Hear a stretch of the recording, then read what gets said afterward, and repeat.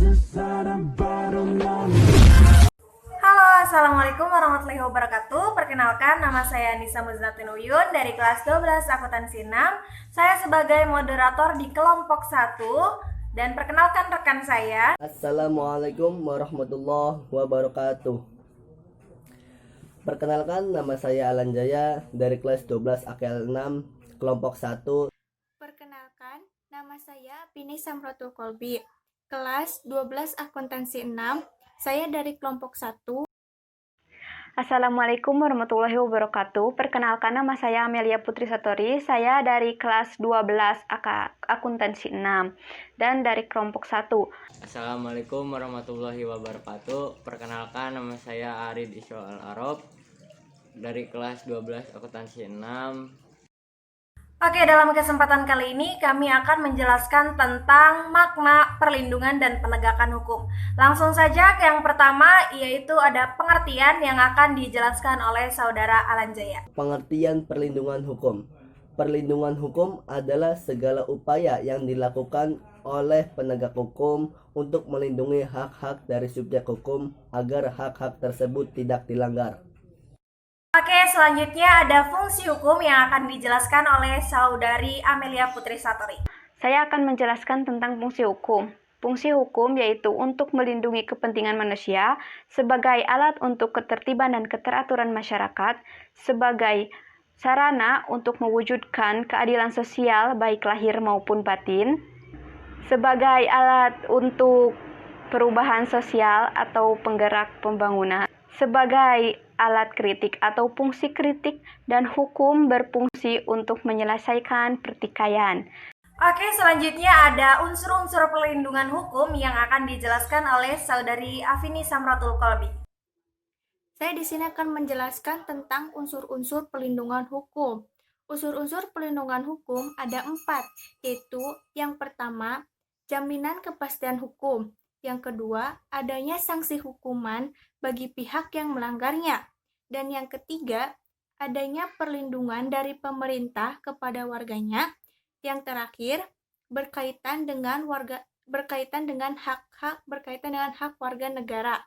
Selanjutnya ada tugas hukum dan sarana perlindungan hukum yang akan dijelaskan oleh Saudara Agus Mahendra. Perkenalkan, nama saya Alan Jaya, perwakilan dari Agus.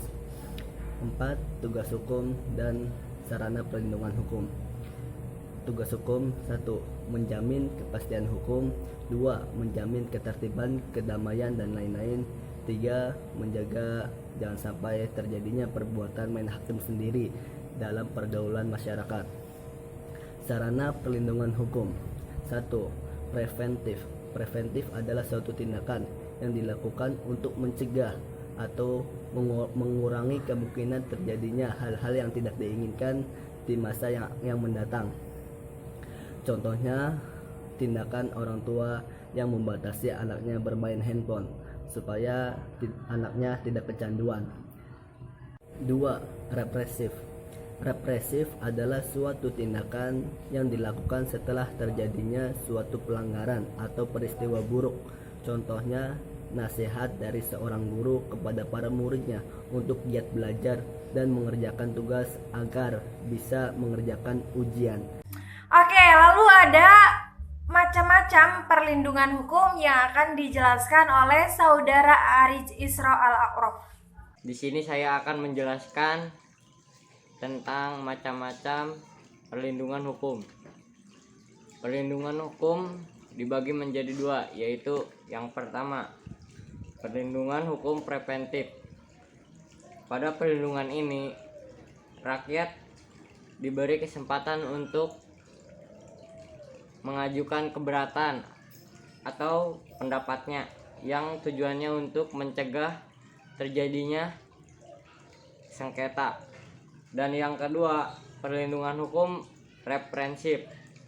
Pada perlindungan hukum ini bertujuan untuk menyelesaikan sengketa.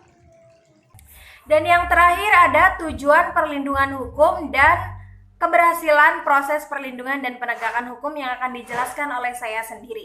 Oke, penegakan hukum adalah syarat terwujudnya perlindungan hukum.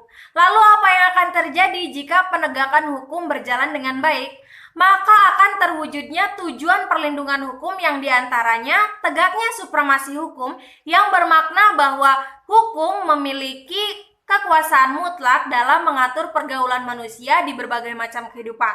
Selanjutnya, tegaknya keadilan.